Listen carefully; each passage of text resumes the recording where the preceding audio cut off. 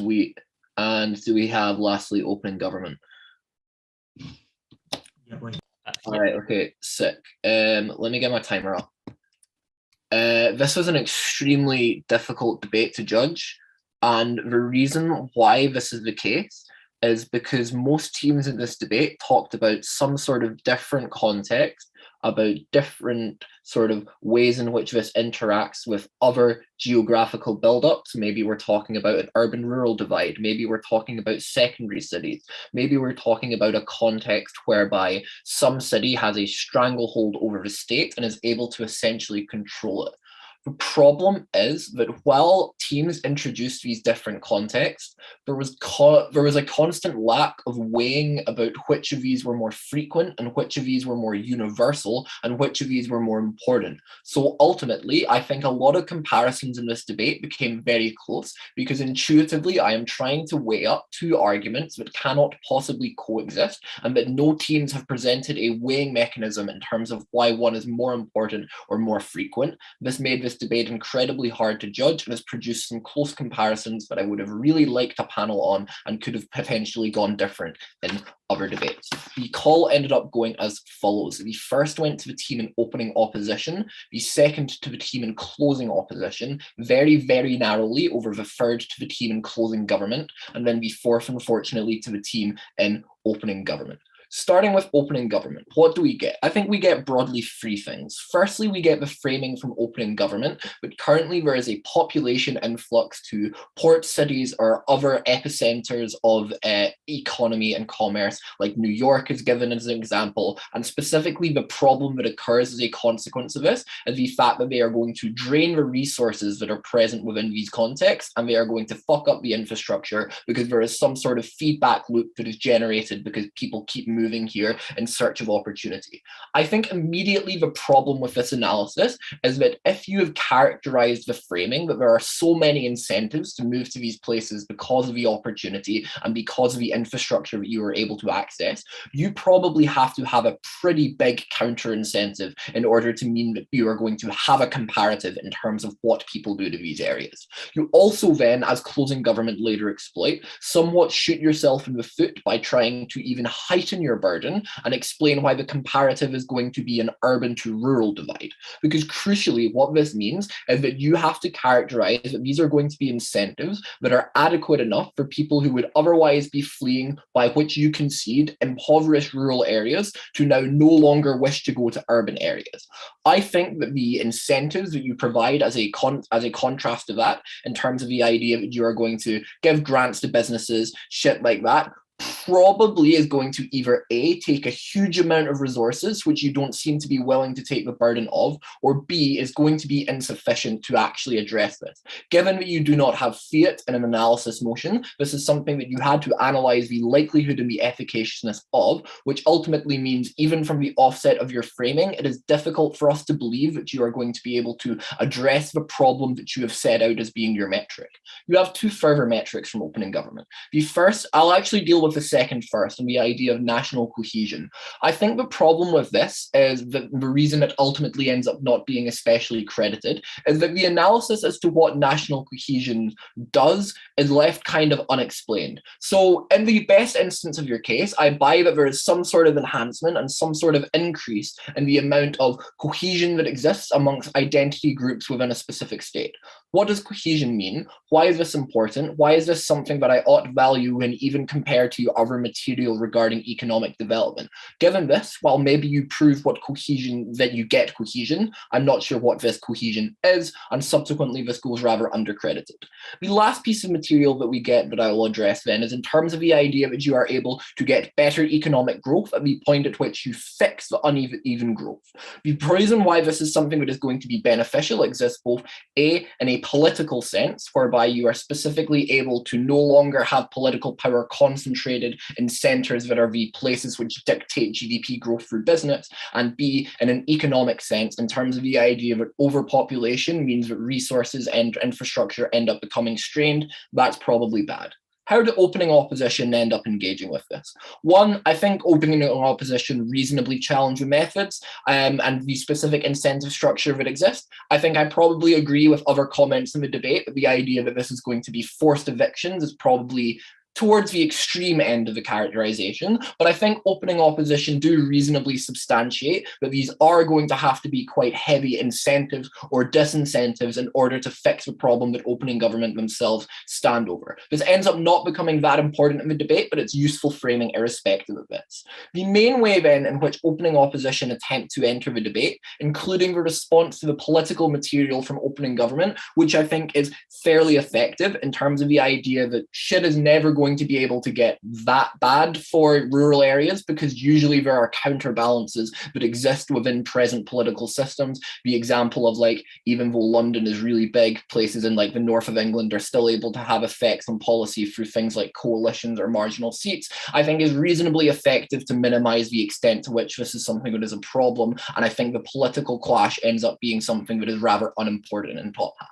I think then it is the economic clash that wins it for opening opposition, given that their principle regarding the non-instrumentalization is also to some extent contingent on them being able to land the economic analysis because you have to prove that somebody is going to be less instrumentalized in their world. So why opening opposition are able to win the economics clash is a number of reasons. Firstly, the idea that you are able to access cheaper labor through overpopulation and subsequently you have the capacity to compete on an international stage. Secondly, there are economies of agglomeration whereby you are specifically able to piggyback off other creations of infrastructure like export paths, whatever, and subsequently they are able to share these things and make the startup and entry cost lesser. Thirdly, the idea that you're able to concentrate FDI into one area. Fourthly, the idea that you're able to have a flagship city that means that you're able to be more appealing to international investors. Fifthly, that you're better able to adapt things like business regulations. A couple of impacts of this are that one, you have more money for the government eventually, which means that it is going to eventually trickle down, but also through utilizing these methods like economies of agglomeration, eventually you are going to have the infrastructure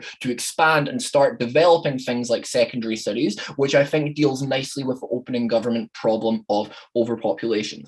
By the end of opening opposition, then, I think I am reasonably willing to believe that in the majority of contexts, the specific economic benefits that you are able to get are both, one, substantially better than those which are present within opening government, two, are able to some extent fix the overpopulation problem or massively diminish the importance of the overpopulation problem, and three, have some capacity to trickle down into rural areas. More on this when I'm weighing the opposition bench and why opening opposition do reasonably substantiate this. That's why opening opposition win top half. Any questions before I bring closing government in? Cool. How do closing government enter this debate? They flag the extension in a POI, so I will immediately engage with why it beats opening government first, because this alludes to what I have already explained in the problems with the OG framing. The problem with the OG framing is that the barrier to make staying in a rural area worth it when compared to the incentives of the urban area is massive, and it means there is quite a big plausibility gap in believing that this policy is going to be sufficient without incurring massive harms. Closing government are less vulnerable to this because the analysis that closing government give us is that instead of it being an urban-rural divide, it is you, instead of going to, I don't know, I only know UK examples, instead of going to London, you go to like Manchester or Bristol, and as a consequence of this, the amount of incentive that you have to require is substantially reduced, and therefore they are able to fill the opening government plausibility gap in terms of how this is a policy that is likely going to be beneficial. Where I think closing government, even though they are capable of beating opening government on the likelihood of their framing and the actual efficaciousness of a policy, is in terms of a direct way up of the positive benefits presented by closing government. Because the primary positive thrust that we get from the closing government extension is the idea that you put all your eggs in one basket at the point at which your GDP growth is tied to a megacity. I think that there are a couple of problems with the analysis as to the positive benefits of being able to weather shocks from closing government and why I think these go somewhat under impacted. I think the first and the challenge that you predominantly get from opening opposition is I'm not necessarily clear to what extent being in a different city is something that makes your response to a shock substantially different. I think opening opposition's POI is fair, but to some extent they are probably interconnected because you probably have a national economy to some extent. But I think even intuitively, I was trying to envision what a crisis looks like that affects one city and doesn't affect another. And I think I'm struggling to try and conceptualize where the comparative in closing government takes place.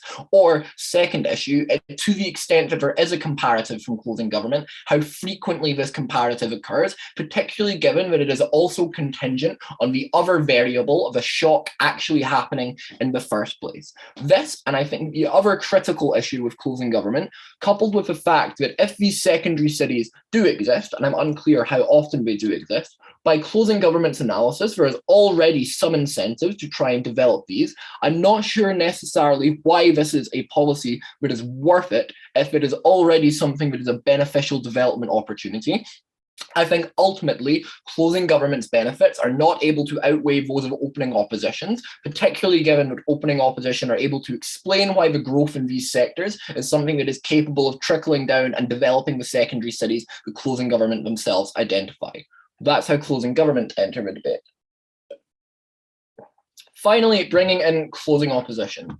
I'll start with the opposition bench. Closing opposition do the weighing of developing countries, which I think in all realistic takes of the debate, I think everybody had already agreed with where the debate was taking place.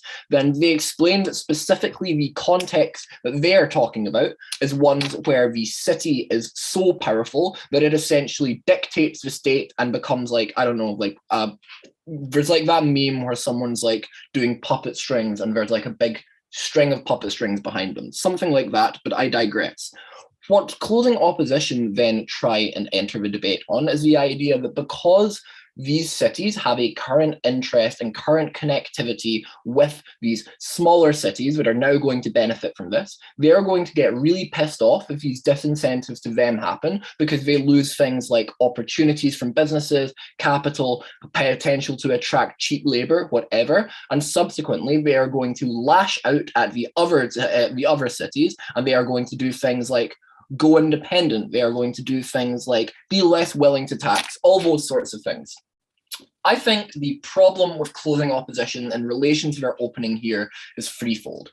I think, firstly, there is a leap between these cities are kind of pissed off to these cities actively lash out at others that I don't think is ever substantiated fully from closing opposition. Like, presumably these cities are to some extent rational actors and they have a pre-existing incentive to be engaging with these other cities. I'm not clear why their response is going to be lashing out at people that they already have pre-existing arrangements with, rather than having some other way to fix around the problem.